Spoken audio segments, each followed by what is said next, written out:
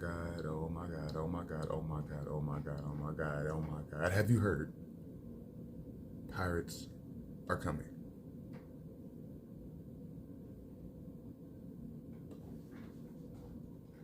Oh my God. Welcome back. All of that to the channel. Anime Vision. Here we are in our fourth episode, or about to begin our fourth episode of the One Piece live action review. All right, everybody got your snacks, your popcorn, your gum devil fruits, slingshots, three swords, all of that. If you got it, you got it, you good, you ready? All right. So jumping right back in, we left off at the end of episode 3. Just a quick little recap with what's going on there. Zoro's in a hole. Zoro's in a well. Luffy has just ingested a huge pot full of poison. Mary has been murdered and thrown into this well with Zoro. Usopp is trying to find us some help for everything that's going down over here at Kaya's mansion. To no avail so far until he runs into Kobe, who is about to lend some assistance in that direction. So yeah, got a whole lot of moving parts right now. Let's go ahead and dive back into it. Got Zoro in the well. Again, we see him waking up next to Mary's murdered body. Once again, rest in peace, Mary. You deserved so much better than that. Man, Kuro, good guy. But got Zoro waking up, getting a look around, seeing what's going on. Oh shit, I'm in a well. It's nighttime. Okay, cool. Sets his mind on getting up out of there. Get the Zoro title card, and we have Usopp, who is trying to convince Kobe and Helmeppo to help him and go after Kuro, because he is not who he says he is, people. He is not who he says he is. I feel like they kind of, we got those vibes for the jump with Kuro. Yeah, now I can call him Kuro. You don't... There are so many times that I had to edit out me calling him Kuro before it had been revealed that that was who he was. Like, I kept on doing it. If you go back and look, you might see like just random moments where I'm talking about Klahadore and there's like a jump. Yeah, I kept calling him Kuro on accident. Cause like, to me, he's already been Kuro for years. So, yeah, to call him Klahadore, like, it was so difficult to do that over and over again. So, yes, we got Usopp here. He's trying to get Kobe and Helmeppo to help out. Kobe is, wanting to believe him and everything. As we see, Helmeppo being Helmeppo, he's more of the cynic of the two of them, and the salty one. So yeah.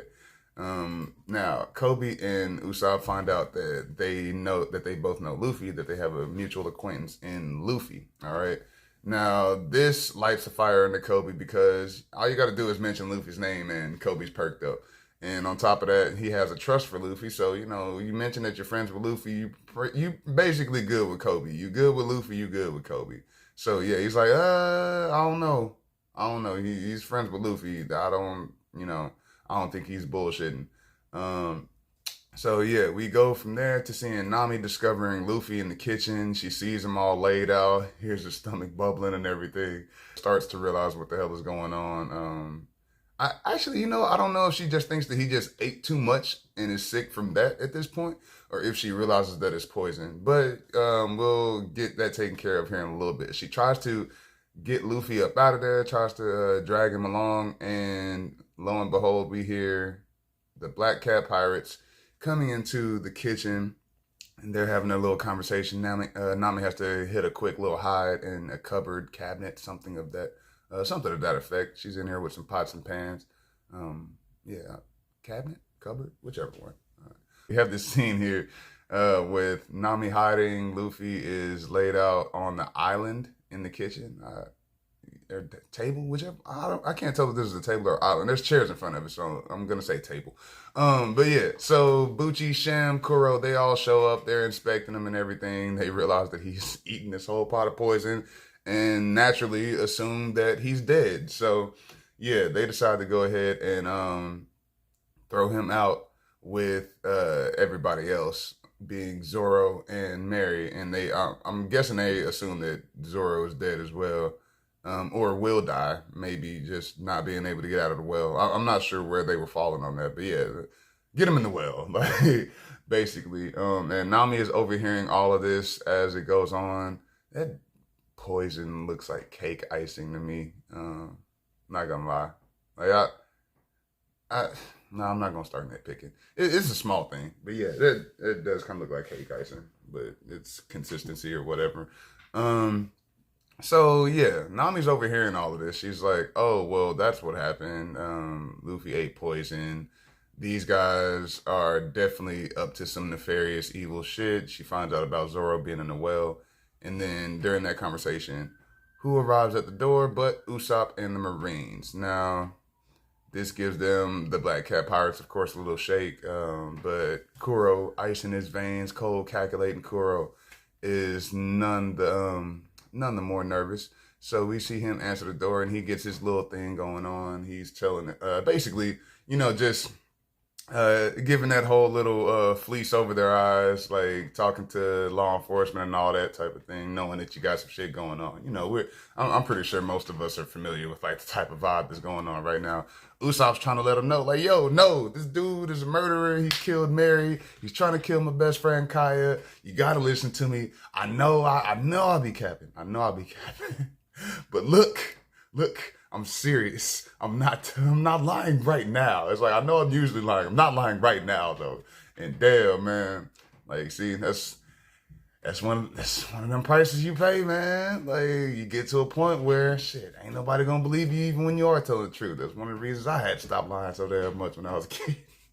But yeah, so we got that going on. We move forward. Usopp's trying to, get whatever way that he can for Kobe and Helmeppo to realize that he's telling the truth.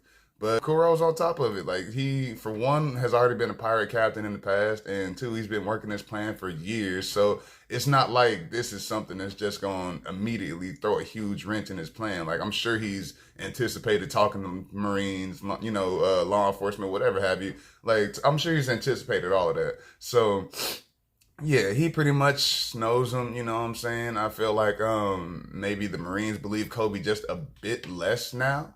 And we get Luffy turned over by Kuro and the Black Cat Pirates, and he is now in custody of the Marines. But Kobe's basically like, hey, my hands are tied. You don't have any proof, Usopp. Like, I want to help. It's like, it's not, I don't think that Kobe doesn't believe him. He just understands that, like, being basically a law enforcement officer in this capacity right now, he's like, yeah, I have to be able to prove anything that I, like, move on.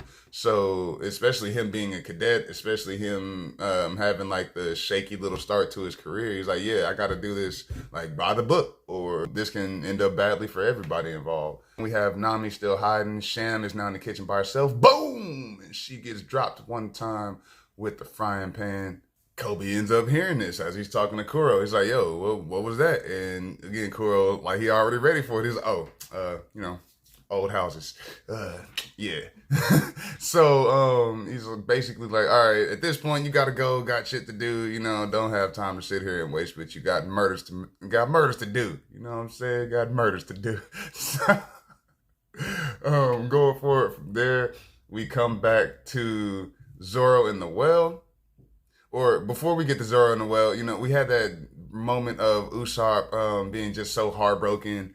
And, he's going back off like, pirates are coming. And it feels kind of odd that it seems like they went like a mental health direction with Usopp here, at least in this situation. But yeah, like, the thing is, Usopp, that's one thing I will say. Like, I've been saying that I wasn't going to nitpick this entire time, and like this, I don't feel like it's a nitpick. Usopp's not mentally unstable. That's the thing. Now, yeah, it is just Kuro saying that, but they do kind of have a way of presenting, I feel, in this moment, as if Usopp is somebody who is struggling mentally or having some type of mental issue. And I'm like, maybe emotionally, as far as like the whole his mom, like history with his mom thing, right? But Usopp's thing as a liar was never, oh, I make up tall tales because like there's something off about my mind. It was just like he was lonely and he did it to pass the time. Like, which yes, to real world us is weird, but yeah, in this world, I don't think that it was ever a thing of like Usopp being mentally unstable. Just want to note that there, because yeah, I don't think there's anything wrong with Usopp's brain. Or not wrong, but yeah, I don't think that there's anything going on with with Usopp's brain. So yeah, we go back to Zoro in the well, and he's trying to figure out a way to get up out of here. He's throwing up ropes, that type of thing, not really working. He's having a little struggle, and as that's going on, we get into a flashback. Now this flashback takes us to Shimosuke Village, where Zoro hails from, and this was 7 years ago. Now, if I'm not mistaken, I think that Zoro is supposed to be around 2021. I think we have like Luffy, Usopp, if I'm not mistaken, they're 17 at the beginning of the story, or at this point in the story. Nami is around 19. I think Saji is somewhere between 19 to 21, somewhere in that range, and I think Zoro is 21. So yeah, this is Shimosuke Village 7 years ago, which would mean that Zoro is around 14 at this time. But yeah, nice little flashback that we got going. We're seeing them practicing kendo, and they have the I don't know if those are fencing masks specifically, or if that's just like masks that are for sword play, and you usually only see them with fencing. But yeah, so got a little practice session going on. We get to see Koshiro, who is played by Nathan Castle. And here in a second, after the end of the match, nice little sword play, boom, boom, yeah, you're on your ass. But from here we get to meet Kid Zoro, played by Maximilian Lee Piazza, and Kuina, his friend, who is played by Audrey Simone. Shout out to both of y'all. I think they captured these two. I think they captured these younger versions of these characters really well. This is a really important part of Zoro's story too, so I feel like they did that justice. We get to see like the establishment of their friendship, Zoro and Kuina's friendship when he was a kid. Kuina's just that bit better than him. Of course, we already know that Zoro wants to be the greatest swordsman in the world, so we're getting to see like the foundation of that dream right there. Kuina is the daughter of Koshiro, who is the sword master that we saw watching over the kendo practice. And now, as I was saying, this is the foundation, or we get to see the building blocks of that greatest swordsman dream that Zoro has. We see that Kuina has just defeated him in the little sparring match that they had. And she is basically, giving him, giving him what for, but also just trying to help him out as senpai and everything. So she's like, hey, you learning while you're here, right? And I could give you tips. It's funny because she's like kind of flexing on him at the same time as looking out for him. Like, hey, I can teach you, but like to acknowledge that I can teach you, of course, means that you have to acknowledge that I have that much more skill than you. And Zoro ain't feeling that, especially as a young kid. Yeah, he's not feeling that at all. He's like, look, I'm the best fighter here other than you. Like, you ain't gonna just talk to me like, you ain't just gonna little bro me like that. Like, so he's not feeling it. He's saying, yeah, I'm gonna be the greatest swordsman in the world. And she's like, but not today. And I don't even think that, again, I don't think that it was Kuina just with the smugness or anything like that. Like just 100%. I think it was also her just being like, hey, well, we got to be real. Like today you lost. So if you want to become the best, you gotta keep building. You got to keep working. You definitely got room for improvement. You know what I'm saying? And yeah, this is messing with Zoro. Like he's not digging it. We cut back to the well for just a second. Zoro's still trying to figure out a way out of there. He's got those wheels turning, of course. He's trying to he's like processing this at the same time. It's like the kind of the same as the parallel between Buggy with Luffy in the tank and that triggering the flashback to when he almost drowned after Higuma kidnapped him when he was a kid. I feel like this is the same thing going on with Zoro right now. Like he's this is reminiscent of a feeling that he's had before, like being in a position that he feels like he's just struggling and struggling and struggling to overcome, but he can't quite figure it out yet. I think that was the reason why this flashback was added into this moment here with Zoro. So yeah, we see him trying to figure that out. We get back to the crib. We see Kaya. She's in her bed. She's being woken up by Usopp telling her to open the window, and she doesn't know what's going on yet. Like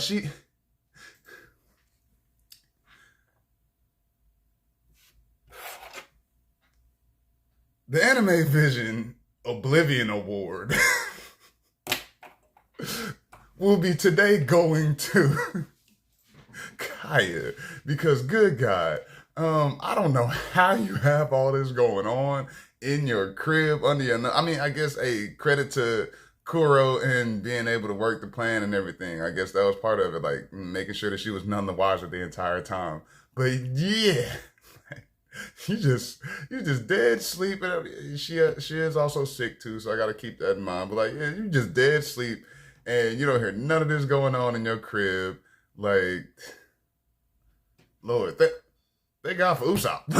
Thank God for Usopp, because yeah, you would have been done, sis. But basically, Usopp shows up and he's telling her everything that he's learned. He's like, "Yo, Kuro's evil. This tea, or no, I don't think he knows about the tea just yet. But yeah, he's like, Kuro's evil. He's killed Mary. He wants to kill you. He's an evil bastard. He's been playing you this whole time. You got to come with me." And of course, this is throwing her off, like, because for one, she trusts Klahadore with her life, or Kurodore. She trusts him with her life. And, you know, this is weird. You know, you just coming in out of nowhere, like telling me all this about this person, like, that my caregiver is evil and is apparently plotting to murder me. And on top of that, not only is it unbelievable in general, but usually, and she mentions this, is like, usually you bring me happy tales. Like, he's like, why don't you believe me, whenever she doesn't immediately just show being receptive to his story and everything. And she's like, yeah, usually it's fun. Like, damn, I don't know what's up with this. You know, this is kind of like putting her off and everything. And I feel like a lot of this has to do with, you know, that shattered fairy tale kind of aspect of this. Like, she has the same person who's always brought her these beautiful, vivid, epic, fantastic stories that made her feel better. And now you're telling me that basically everyone around me except for you, who's worked for me for years, is an op and out to kill me right now. So, yeah, gotta take a minute to process this. I feel like Usopp probably could have, now, acknowledging the urgency of time and everything, I do get that he didn't exactly have all the time in the world to just write out a dissertation on this. But yeah, like, I feel like you might have been able to, you might have considered a little bit that this was going to be a bit of a shock for her, and made it a little bit easier to digest. But yeah, so going forward from there, Kaya, she's not hearing it. Basically, she's like, I'm not sure where this is coming from, but yeah, Usopp, I'm just not with it. So here we see Usopp's dedication to Kaya, because not only has he taken all these steps to make sure that he's tried to arm her with the knowledge and the information, but he's like, no, you know what? I'm not gonna run. I'm gonna stay right here until I know that you're good. And get to see that, you know, that spine starting to get up in Usopp a little bit. You know what I'm saying? Like, he's not being like, I get that he has these moments where, you know, he does the whole cowardly thing or whatever, but I appreciate the moments like this that show you, like, when it matters, when it really matters, the chips are down and it's somebody that Usopp cares about on the line. You're gonna see him stand up, and that's what matters to me. You know, he's there when his friends need him, in those very important moments. So moving forward, we go back to the Black Cat Pirates. They are here in the kitchen and they are discussing the plan. Sham is letting Bucci and Kuro know that Nami knocked her ass out, and what's going on there. And then the clock strikes murder. I just, like, Kuro's just on his murder shit, so I can't I can't get away from that, man. It's just murder in the air, whatever you looking at this man at this point. So yeah, the clock strikes murder, and Kuro decides that now this is when Kaya comes of age, and Kuro decides, all right, so yeah, let's go ahead and do it now, man. Like I'm done playing. I got the goddamn Marines at the door, like kids running all over the place and shit. Like yeah, we gotta get this taken care of now. They lock down the house, and we get to see the mansion go into like this panic mode. Like they have these security shutters. They pull out this big ass like helmsman wheel almost that pops out of the wall, turns that, and then we get like panic mode. And yeah, see shutters lock down the entire crib. Nobody in or out basically at this point. And the ambiance, I like the ambiance here. You know, we get to see the lights start to flicker. We already got the dark colors going on and stuff like that. The real grim vibes. And boom, in comes Nami. Now, immediately after that, we cut to the Black Cat Pirates in their actual swag. You know what I'm saying? They real drip. They say they putting it on now. Kuro got the blades out on each hand. We got Bucci with the half mask. Sham got her thing going on. I dig that blue hair. I like that blue hair that they put on Sham instead of the green that we got in the original anime. So yeah, you know, nice little creative choice that you decided to go with, whoever made that decision right there. But yeah, I dig that. Like now, Nami is letting Usopp and Kaya know everything that she just found out from overhearing the Black Cat Pirates, including that this obviously poisonous tea is actually poisonous. And so yeah, she drops that bombshell. Like, oh my God, how would we ever have known that was poison? But yeah, anyway, so she's like letting them know, yeah, Usopp's not lying basically. She's verifying everything that he's been telling Kaya so that she can actually get it through her head that yes, this is true. Usopp's not making this up. We got to get going because if we stay here, it's going to be curtains for us. You know what I'm saying? So yeah, back to Black Cat Pirates on the hunt. You know what I'm saying? We got Kuro. I love this scene right here where we got Kuro walking down this hall. Got the lights flickering. Everything's all dimmed down and dark. I love the dark ambiance here in this moment. The way he's talking this shit, you know, he's got his monologue going on right now. The light leaks through the little half walls or false walls that they have him walking by, or the shutters. Matter of fact, I'm realizing now, yeah, those are, I guess, the security shutters. But yeah, the light leaks through the security shutters. Really digging that. Like, we got the lights flickering in different patterns and stuff.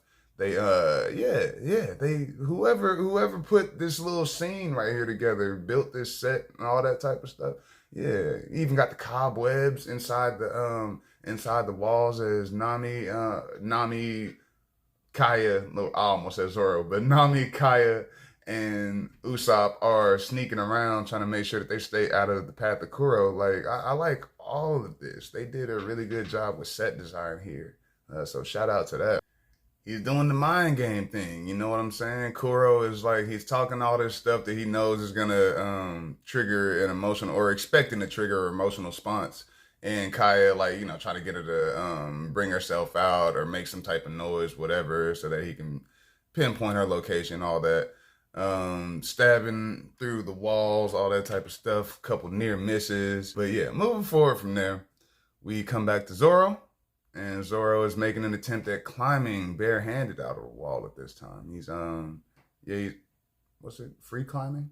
Yeah, free climbing the side of the well. Now, I just want to note before we even like get further along with the whole Zoro and the well thing, for those who, you know, who haven't thought about this, that is not as simple as just climbing like a rock climbing wall. You know what I'm saying? Which, I mean, and that's difficult enough in and of itself. But yeah, like I want to paint a picture of the inside of this well, the wall, right? Like, for one, these stones are very likely to be exceptionally smooth, all right? Because of the fact that water's been running over them for however long. The older the well, the smoother that I'm sure these stones are going to be, for one. Two, not only are these stones going to be smooth, they're also going to likely, of course, be wet. And they are more than likely, depending on which part of the well we're talking about, you're running into algae, moss, all that type of stuff that's not gonna, that's only gonna serve to make these rocks even slicker and more slippery. All right.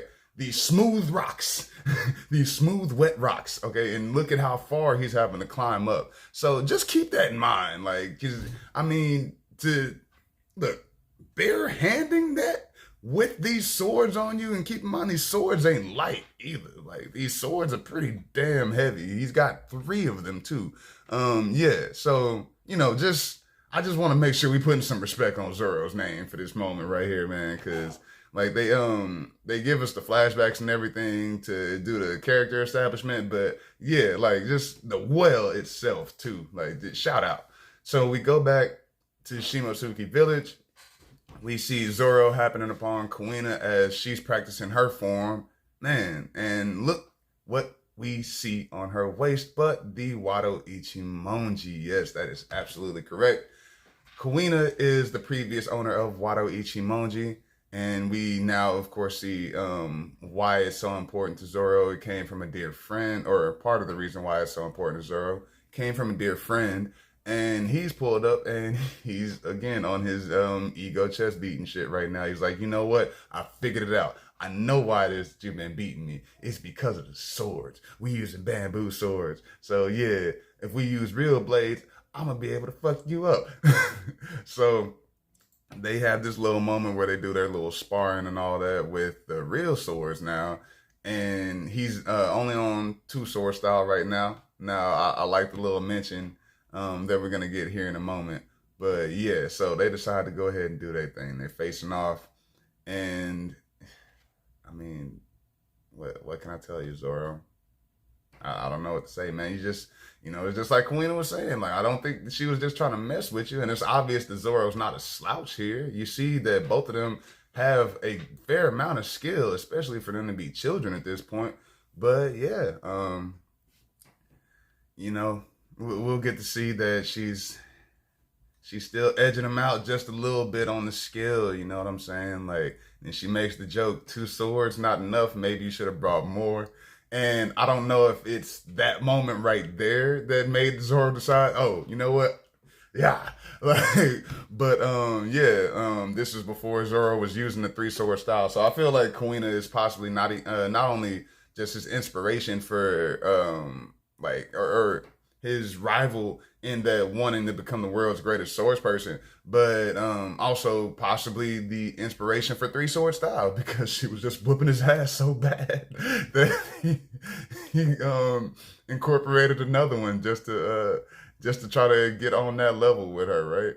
But yeah, so Zoro, we get this nice heartfelt moment. Well, yeah, we get this heartfelt moment with Zoro and Kuina, where like she's still giving him what for. He's like, and now we're getting that back and forth flash cut real quick between the flashback and the scene in the well where we are in real time, and we're getting to see they're having a little round 2 again. Kuina's still overpowering him, you know what I'm saying? But it's like at the same time, he's like he's showing the determination, that grit that he's got. He's not stopping, and he's doing the same thing here in the well, right?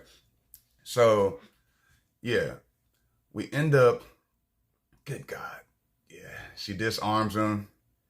He took the little sword, he took the hilt, or no, excuse me, not the hilt, but took the handle of the blade to the stomach and everything. And it's done. Like, this is that moment where she's like, okay, yeah, if I could have killed you, if I wanted to, I could have killed you. So yeah, this is done. You lost. And Zoro, we get this moment here where he's like, just so defeated, you know what I mean? And he doesn't even realize, like, and I won't even go too far into real world parallels and everything with this moment. But what I will say is that this whole time we have Zoro, who is just like, yo, like, I just gotta beat you. I just gotta beat you. Kuina is his target as far as skill that he needs to surpass. And he mentions that too here in a second and everything. And it's so wild. You never realize what you have, and like, well, you never realize what you have when you're so heavily focused on what you feel you don't.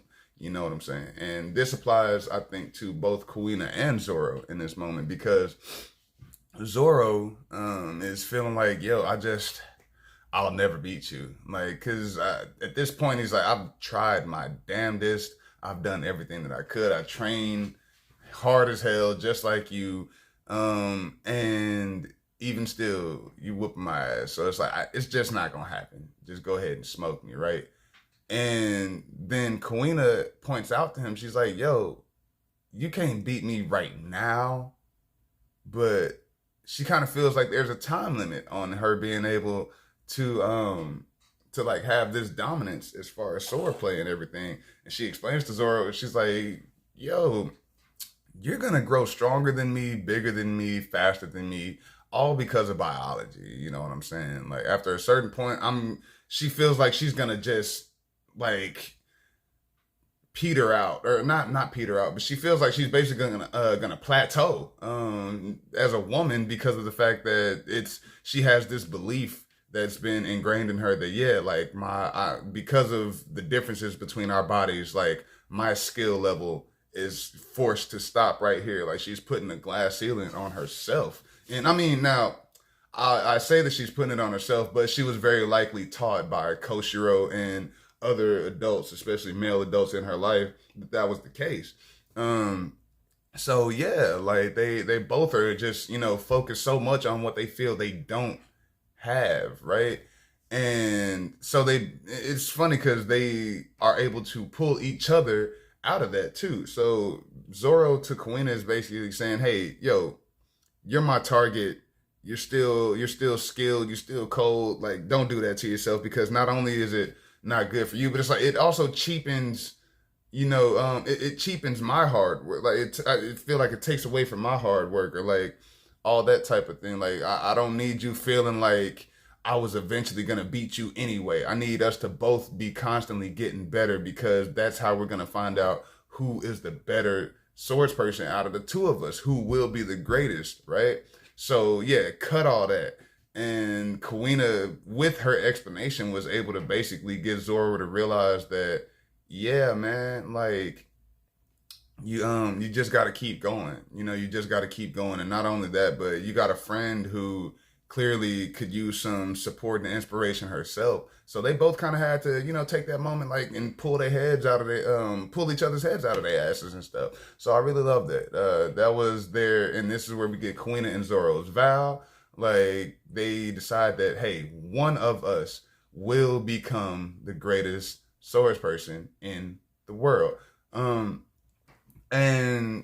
yeah, this is the beginning of it. This is where Zoro decided, yes, I'm gonna be the best, because even though it was with his friend, like, of course the goal was always to win and become the best. So we go back, and we have Kobe and Helmeppo. They're walking Luffy. They got the Marines, the other Marines in the back.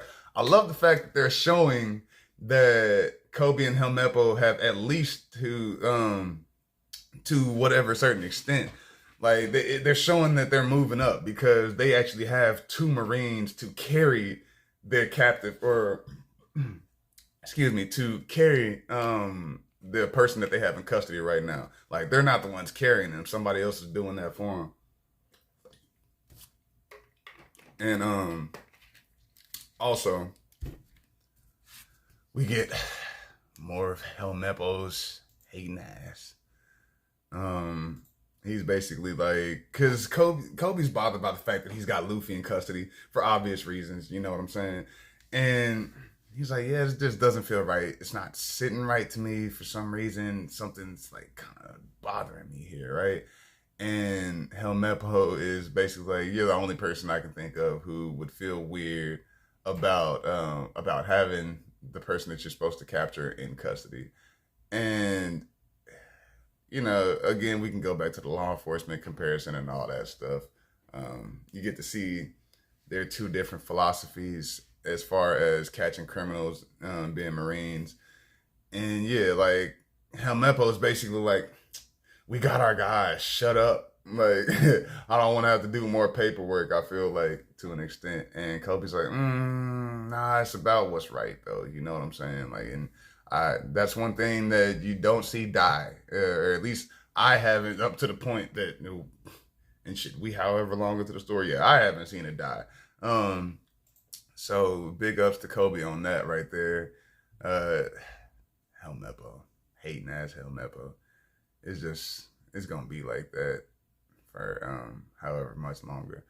But yeah, so he's over here like trying to just talk little shit and make little pot shots at Kobe and everything. And Kobe basically said, and he says this is like you could tell how much it bothered Helmeppo. He's like, it's not my fault that I'm good at my job, bitch. Like, it's not my fault that I'm good at my job. Like, you mad at me because of the fact that I keep succeeding. And so he tries to, Helmeppo tries to like twist up his head and everything because he's jealous, as Kobe states. He's able to clock that. So yeah, he's like, yo, anyway. So we see Luffy wake up in the arms of these other Marines and he's, iconic line. Iconic line from Monkey D. Luffy. Me. But yeah, so we see him wake up. Luffy is okay. Like he's, a little groggy or weak or whatever, but he's okay. And then Helmeppo walks up, gets his ass puked on, yes. Because that's what the fuck you get. That's what you deserve, you jerk. But yeah, so Luffy's awake and Helmeppo's been puked on. Got a little gum projectile vomit. And we see Usopp and Kaya after that, and Nami going a little bit further into the house. They're doing their little sneaking around like the mystery game. So we get to see a little bit of Usopp being scary as hell. It's like, oh, big creepy room. Oh, all right. Okay. Kaya gets these other lights turned on. I'm guessing these are like some type of emergency lights or something. And he's like, oh shoot, spider. Oh, all right. But so we got that nice little moment. Now in this moment, they have a little bit of breathing room and everything. So now Kaya's getting to let these emotions come out. She's like, how did I not see? How was I not able to tell that he was right under my nose and everything? She, like blaming herself. And Nami, thankfully, is able to be there and be like, hey, yo, no, that's not your fault. You were taken advantage of by somebody with ulterior motives. Like, you trust, like, you trusted this person. So it's not like, anything is wrong with you. Like, Kuro's a bastard. It doesn't mean anything bad on you. So, man, this mansion. Okay, so just want to take a moment to talk about this crib. This is like some Clue shit.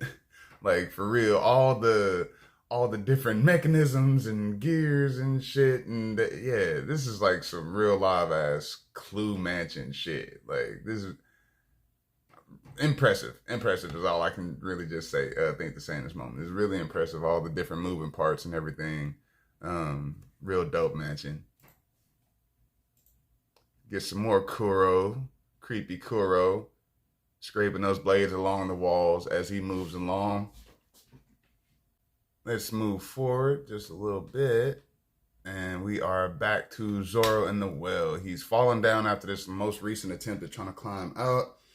And, of course, he's feeling defeated. So it's like, again, right, in keeping with the pacing of the flashback and stuff like that, this is that moment where he's getting back up again, right? And, we get this scene here. Go back to Shimotsuki Village. I believe, if I'm not mistaken, yes, Zoro was waiting for Kuina so that they could practice together. And Koshiro finds Zoro and lets Zoro know Kuina's gone. Kuina has died in an accident, tragically. And yeah, so this just floors Zoro. This just floors Zoro.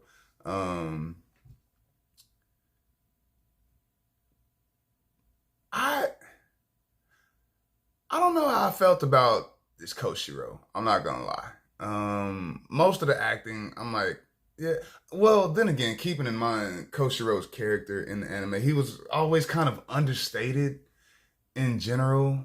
He wasn't a loud talker. He didn't do a lot of talking. Not an overly emotional person, at least outwardly. You know, you might like. So when I think about that, I guess I it's you had so much, only really so much to work with, as far as a baseline for understanding Coach Rowe's character. Anyway, so I'm not hating on it. You know, what I'm saying I'm not mad at it. But yeah, so Koshiro is letting Zoro know, yes, Kuina's gone. He's supporting Zoro emotionally. He's being there for him and everything, comforting him as best he can. A little hand on the shoulder action. You know, it's like, yeah, I know, kid.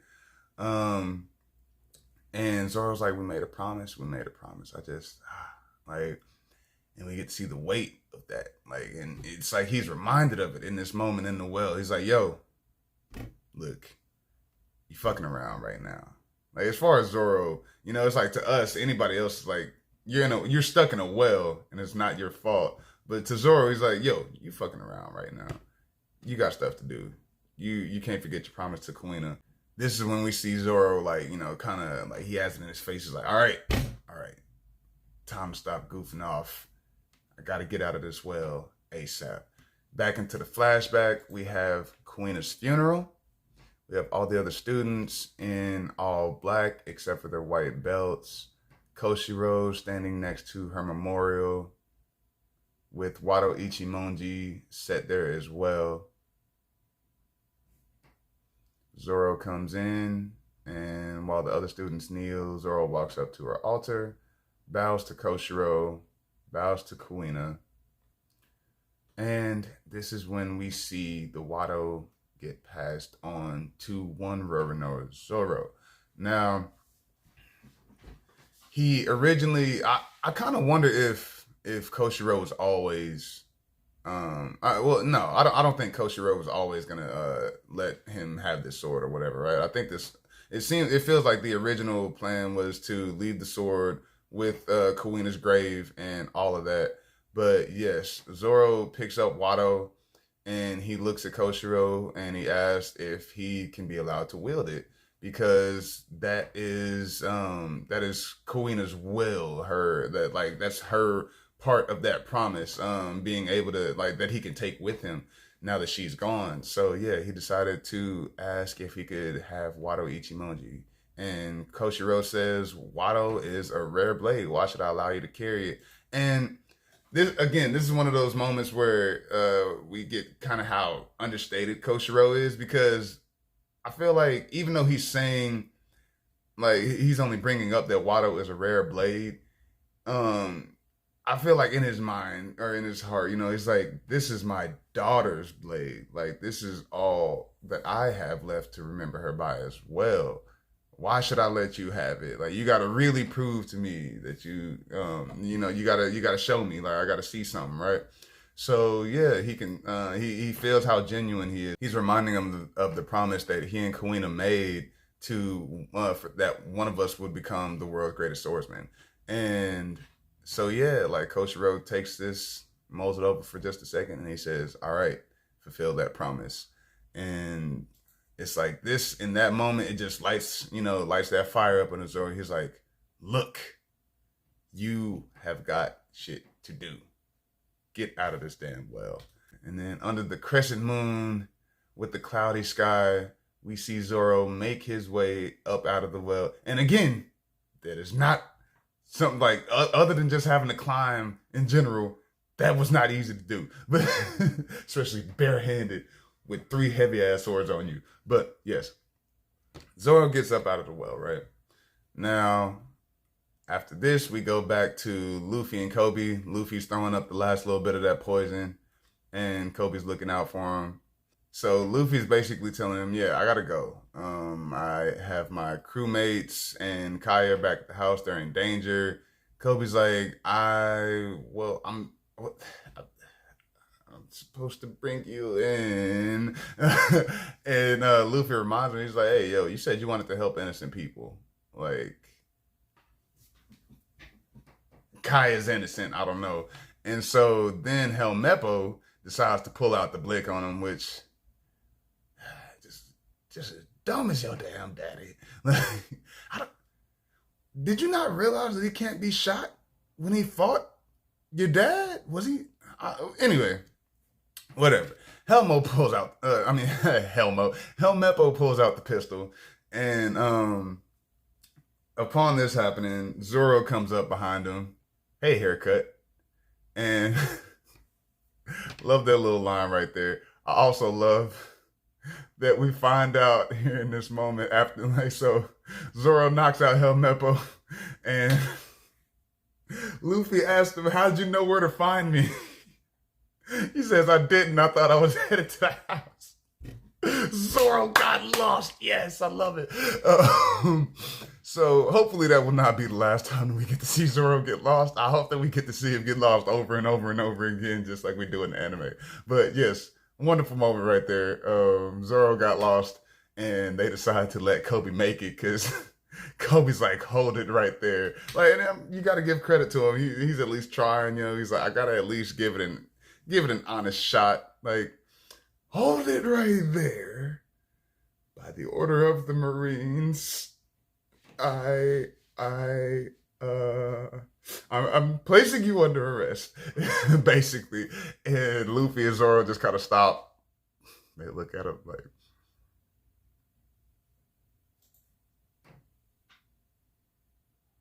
come on, man. What are we talking about right now? But yeah, so Luffy lets him make it. He's like, I know you got a job to do. All right, I understand. And you my friend, you the homie. But I'm going back to this house. I'm going to save my friends. Dude, don't stand in my way. My favor to you is, instead of just dropping your ass right now, I'm just giving you words saying, hey, don't stand in my way, and giving you the chance to think about this, because you know how I get down. You know. So yeah, they let Kobe make it, and then they get back to the crib. Now, coming back to Kaya's mansion, we have the game of cat and mouse going on, as it were. Kuro is still hunting around. He's doing his creepy villain monologuing thing. I feel like he did a great job there. Shout out to Alexander Maniatis right here for this scene.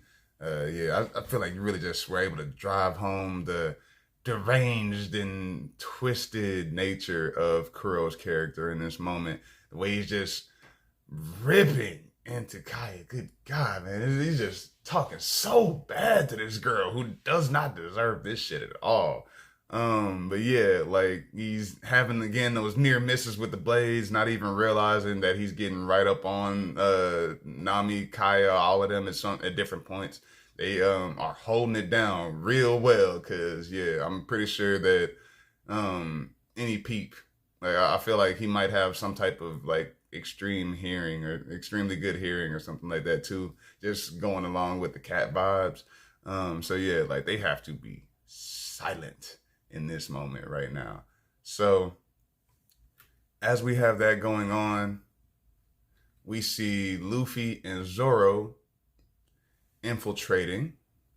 They have managed to, they just lifted up these security shutters too. Like, again, back to their raw strength, just real quick. I'm pretty sure you weren't, like, you know, people aren't supposed to be able to just lift that shit up. Like it's, like you're doing a damn deadlift or some shit. But anyway, so yeah, like, they get in and Luffy goes upstairs, Zoro goes downstairs or stays downstairs, and we pretty much have the formation, or we have the foundation for these fight scenes that we are about to get. Come back to Kuro and the others for just a moment, and Kaya, boy, girl, Kaya had picked up a little, I can't tell if it's a letter opener or something, but it's sharp, whatever it is. She picked up a little something. She said, oh, you know what? I'm feeling my toughness.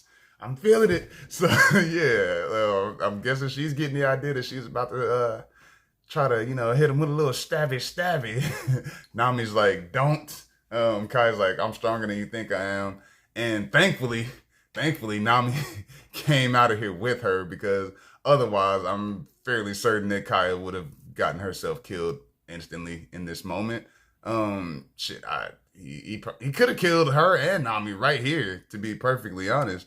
But yeah, So for whatever reason, I guess because, cat and mouse, I guess he's playing with them. You know what? You know what? Actually, yes, I think that's exactly what this is.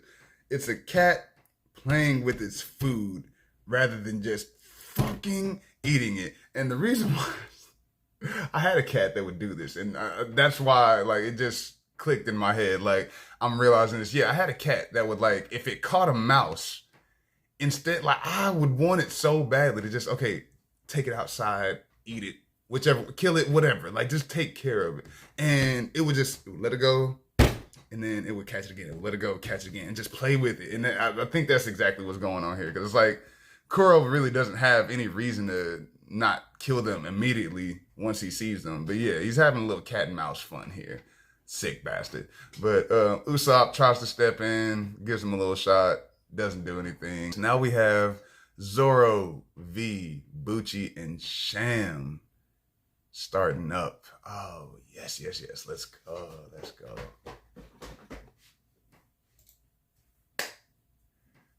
Going full screen right now for a minute. Yeah, I gotta go full screen for these fight scenes because I want to be in it. Got the bandana on the head. One sword style right now just to start. Zoro ain't sweating this too crazy or nothing. So I'm gonna give y'all the one sword style. See Sham come in. I don't know how I felt about Sham talking to the camera. Like, maybe she was talking to Bucci, but I don't know how I feel about Sham talking to the camera if that's what was going on. That I will say. Please don't talk to the camera. Whoever you are in this world, like, please don't talk to the camera. Loving the fight choreography, though. That much I will say. The way that we have Bucci and Sham playing off of each other, like she's rolling off of his back. When we get the nice little like launch with the sword thrust and all that type of stuff. I love the teamwork with Bucci and Sham here in the fight choreography. So yeah, that much I would definitely give him. From there, we are cutting into Luffy v. Kuro. He has found them. He's like, hey, yo, you messing with my friends. And I don't know if anybody's told you, but you don't do that. You know what I'm saying? You don't mess with my friends. Kuro's like, you're annoyingly resilient. He's like, bitch, I'm made of rubber, of course. But yeah, so getting into Luffy v. Kuro, you know what I'm saying? We seeing him do his little pussyfoot maneuver all over the place. He's like, yeah, I'm too quick for you. I'm Kuro with 1,000 plans. He's trying to get into his head, all that type of stuff. Kaya and Nami helping Usopp up Kaya and Nami helping Usopp up off the floor. Now we see Kuro hiding. He don't want to go heads up with Luffy. I don't know. I wonder if this is him trying to have fun or if he's realized at this point, I don't want to go heads up with this kid. I don't know. Maybe he recognizes Luffy's strength and is like, yeah, me going heads up with him ain't the move, right? So he comes out, he does, his little monologuing and everything, and we get that jaded old pirate captain from Kuro right now. We see why he decided, we're learning about why he decided to give up the pirate life and, decide to just go with the whole sneaky backdoor villain thing rather than just being a pirate. Shut up. He's like, fuck the pirate life, basically. It's like, it's the ghetto. Being a pirate is the ghetto, and I'm good on it. And I'm tired of it. I feel like I didn't get nothing for it. Like, it didn't serve me. So, yeah, that's where Kuro's at. And Luffy ain't appreciating that at all because, to Luffy, piracy is about the fun. It's about the freedom. It's about friendship. It's like you don't get to spit on being a pirate. You don't turn on being a pirate. You know what I'm saying? Like he's got this pirate code, and he's like, yeah, he doesn't like Kuro that much more now because of the fact that he's like, oh, not only are you a bastard and you messing with my friends, like you basically a spineless pirate as far as Luffy is concerned. You know what I'm saying? And yeah, so getting a little bit more of this Luffy v. Kuro, some stretchy with the gum. You know what I'm saying? Yeah, Kuro's talking about a lifetime of always looking over your shoulder and all this, that, and the third. We're seeing that Kuro is really quick, or a bit too quick for Luffy at starting out, right? And Luffy, you know, again, he's catching on. You know what I'm saying? Like you only gonna be able to outsmart Luffy in a fight for so long. You know what I'm saying? After a while, he's gonna catch on to what the hell's going on. Quick little scratch from Kuro, and so yeah, Luffy's like, all right, I ain't finna play with you. Back to Zoro v Bucci and Sham. Yeah, we got that nice little lift, leading Sham up to the stairs where Zoro is. I like that.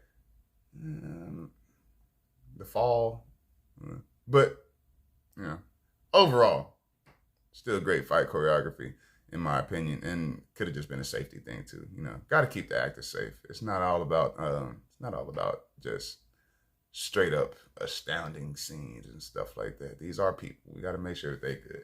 So, oh, by the way, you know, nah, I ain't gonna go there. I'll probably do another video, but yeah, nah, I ain't gonna do it right now. Get back to Luffy and Kuro. Zoro has lost one of his swords. Sham got a hold of that, and she threw it into a cabinet or something like that. Now we get back to Luffy v Kuro, and Luffy, you know, they're having this battle of ideology at the same time as they're having their fight. He's like, you gave up on your dream, and like being a pirate is about freedom, and you gave up on your dream. You don't even deserve the right to call yourself a pirate. You disgust me. But yeah, so Kuro's still playing around in the shadows and stuff like that, and we see Luffy just stop and close his eyes for a moment, right? And now Kuro's trying to mess with him a little bit more. He's getting up in his ears. Like, oh, it looks like you're giving up. And he's like, oh, no, I'm done talking, son. I'm done talking. I'm just listening. And we see Luffy get real in touch with those keen senses that he has. Kuro trying to see what's going on. You know what I'm saying? He's like, oh, wait now. He might have unlocked something. Boom, he moved his foot and then got stuck, boy. Like, Luffy heard that shit and instantly just bounced something off the wall for him. He's like, oh, yeah, you thought it was a game. You thought it was a game. Kuro had 1,000 plans. You needed 1,001. So, yeah, now Kuro done got touched. You know what I'm saying? Now he been riled up. You know, he was having fun at first. He was like, oh, you gonna hit me? It's like, yeah, we had a fight. Jumping back into Zoro v Bucci and Sham. Got a nice little launch off of the stairs for Zoro right in the middle of the two of them. He's handling them, going back and forth from either side. Loving it, loving it, loving it. Not sure what Bucci was doing there, to be perfectly honest. But yeah, we see a little bit of wall run action. Zoro gets back to the Wado, secures that. And man, one thing I will say, for them to have been going heads up with Zoro this long, like they got some endurance. They got some they got some endurance and resilience on them for real. Because I don't know how many people would be able to. Even if it's two people, I don't care. Like, I don't know how many people would be able to just like have this little drawn out kind of battle with Zoro, and still they getting back. Like you can see them heaving and everything. Like, you know, they getting tired, but yeah, they still getting back up and trying to hang with him. So got a shout out on that one for real. And now you're done. Sham gets her ass knocked out. Bucci's down, and you're done. All right, so back to Luffy v Kuro. I think I'm saying Kuro and Zoro so much back to back right now that I'm mixed them up. But yeah, so back to Luffy v Kuro, and we got a nice little stab into the floor action, rolling, dodging, nice little flips. You can't touch this, you know what I'm saying? Like you had your chance, you had your fun, you got your nice little nick on me. But yeah, no, I figured out your game now, man. And then Luffy catches those heads, boy. He caught the barbs. So you should have learned how to do stuff with your feet too. You don't know how to do nothing with your feet. So we got the struggle, you know what I'm saying? Luffy is clearly overpowering him. At this point, it's done. Like, I got you right here in front of me. I got you where I want you. And we get a gum bail bong, and he's right out the window through the security shutter. I just realized that. Yeah, through the security shutter. He gum bailed him through the shutters. So yeah, like, goddamn. W for Team Straw Hat. Zoro v Bucci and Sham. Luffy v Kuro. Straw Hats come out with the W. Little aftermath scene going on. got Bucci and Sham tied up. Little, I kind of dig the little hisses that Sham's been throwing in there. So yeah, Zoro's like, you might need some new staff. You're gonna need some new staff. And yeah, so Zoro again, like, it's funny because he already had this moment where he had to come to terms with, I guess like now it's not that he's realizing it, he's just like lamenting it. I guess he's like, man, wish we could have got that bounty. But yeah, Nami's like, no, the Marines are already aware that we're here. We definitely got to move around. And Luffy's like, well, how are we gonna do that? Because as far as I know, we still don't even have a ship. Okay. Kaya looks at him and says, yes, you do. Luffy won the bet. He won the bet. Luffy won the bet. He the greatest finesse. So yeah, Luffy gives Nami this nice little look. She rolls her eyes, of course, because she, I guess, yeah, whatever, right? So we get to see the crew getting ready to set sail. Cut to the shipyard, and yes, we are standing in front of the big, magnificent sheep-headed ship. And Luffy makes a note. He says, it looks just like your lawyer friend. And Kaya says that he ran the shipyard. He was my dearest friend. And in his memory, we now have the name of the ship, the Going Merry, or the Merry Go, depending on what work you're looking at and everything, the languages and all that type of stuff. But yes, we have the Going Merry, the name of the Straw Hat's ship. Man, Luffy is just absolutely elated, of course. Nice little hug for Nami and Zoro. We getting we getting the crew, man. We getting the crew. Like, they still not crewing and everything as far as like verbally, but we getting the crew. Like, they. Oh man, my heart. So not Zoro. Usopp in this moment is basically like, he's thinking that he's, finna tell them goodbye. Like, he's thinking that he's finna see him off. And Luffy's like, what the fuck are you talking about? Get your ass on this ship. He's like, yeah, man, I saw you back there. You're sticking up for your friends. Like, you've already expressed that you want to be a great pirate. Like, well, what you doing, man? Get on the boat. Get on the boat, son. Your family, you're coming with me. And Usopp tries one more time. Like, he tries one more time to get in his own way. He's like, I couldn't leave Sarah Village. I couldn't.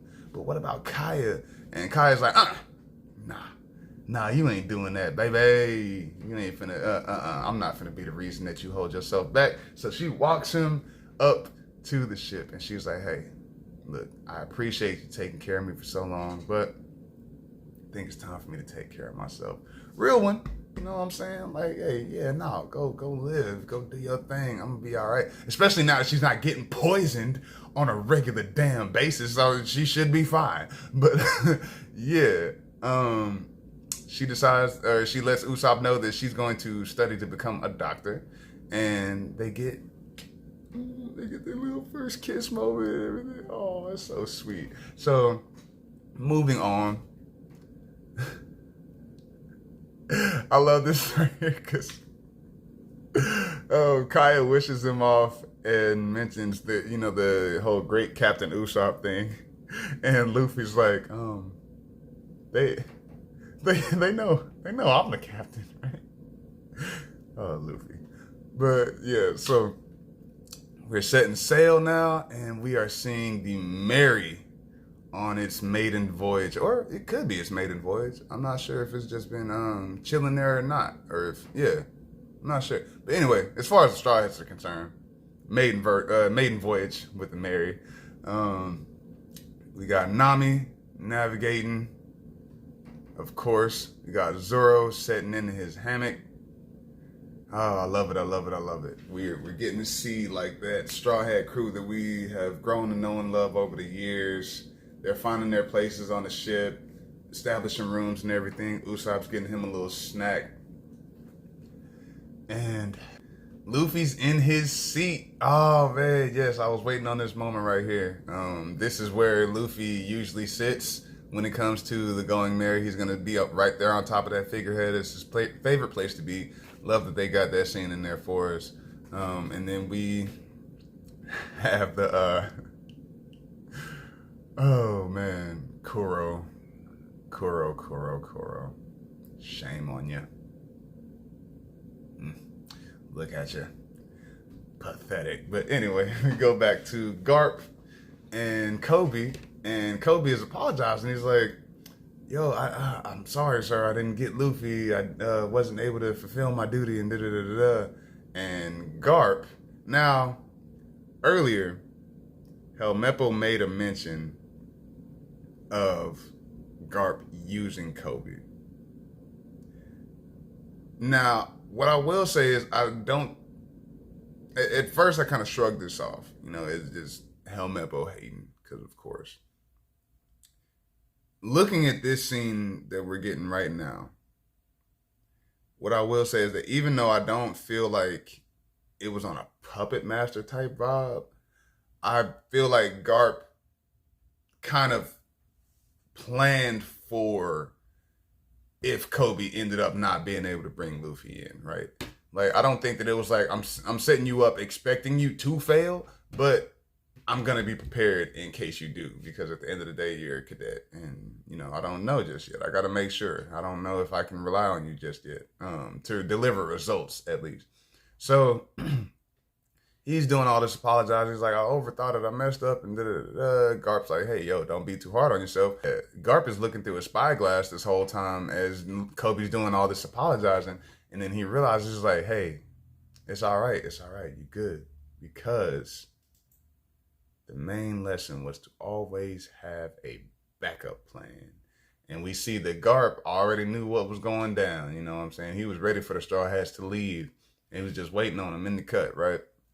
So, Usopp, we get to see him coming down, and he presents them, the rest of the crew, with his version of the Straw Hat Jolly Roger, which, as we see, is clearly about Usopp. Usopp has to come to grips with the fact that he's not the captain. It'll take him a little second, but yeah. So Luffy and Usopp get into their little tit for tat. I'm the captain. You know, I feel like Usopp, of course, maybe he doesn't get the Luffy's the captain at first, at least. But yeah, Nami and Zoro start laughing. Like, we're getting to see that crew family dynamic. You know what I'm saying? Everybody's having a good time, laughing it up. And Luffy says one of the funniest things. He's like, from now on, it's all gonna be smooth sailing.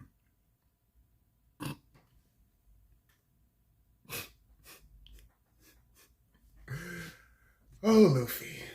That's so beautifully naive. But right after he says this, what happens? Boom, we hear cannon fire. Like, Nami's like, you had to open your mouth. And we get up to the deck of the ship, and we see who else but Garp. Garp has him in his sights, and he's getting ready to tear down on their ass. Like, he's already making these cannonballs fly their way. He's saying, put one on their stern rail. Now, I want to say the stern rail. It's like, what? Port, starboard, bow, stern. So, yeah, he's like, put one on their stern rail, basically put a hole in the back of their ship. Like, put a hole in the back of their boat and fucking sink them. And Luffy grabs a spyglass. Amidst the bombardment, Luffy grabs the spyglass, looks over at the ship that is attacking them, sees Garp and Kobe, and utters but one word out of sheer shock. Grandpa?